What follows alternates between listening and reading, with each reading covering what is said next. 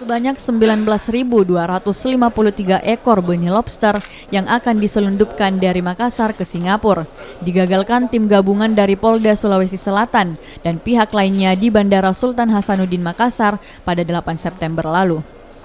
Kasus ini terungkap saat petugas pengawasan BKIPM Makassar mencurigai sebuah koper yang akan masuk bagasi tujuan Singapura. Setelah diperiksa, ditemukan benih lobster mutiara 13.477 dan benih lobster pasir sebanyak 5.776 yang dikemas ke dalam 23 kantong plastik yang telah diisi oksigen. Untuk mengelabui petugas, kantong yang berisi benih lobster dicampur dengan kerupuk, mie instan, dan sendal jepit di dalam satu buah koper bagasi. Selain benih lobster, polisi juga mengamankan 3 tersangka, yakni RM sebagai pemilik benih lobster yang sebelumnya pernah divonis 4 bulan dengan kasus yang sama, SM sebagai koperman, dan ST sebagai tukang packing. Polisi juga masih memburu 2 pelaku lainnya, yakni SN dan BD yang sudah ditetapkan sebagai daftar pencarian orang.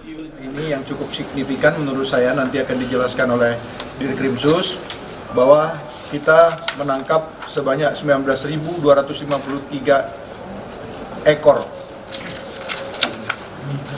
benurnya lobster. Dan kalau kita hitung-hitung, ini satu benur ini bisa harganya 150.000, sehingga kalau di total yang mereka hasilkan dari pekerjaan ilegal mereka ini meliputi lebih daripada 3.561 kira-kira seperti itu juta rupiah.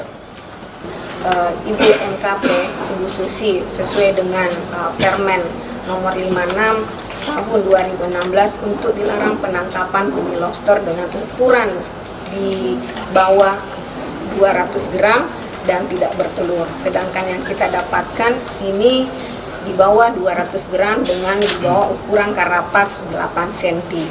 Jadi ini melanggar dengan ketentuan Permen 56 tahun 2016 dan Undang-Undang nomor 45 tahun 2009. Akibat perbuatannya, para tersangka dijerat dengan Undang-Undang tentang Perikanan dengan pidana penjara paling lama 6 tahun dan denda 1.500.000.000 rupiah.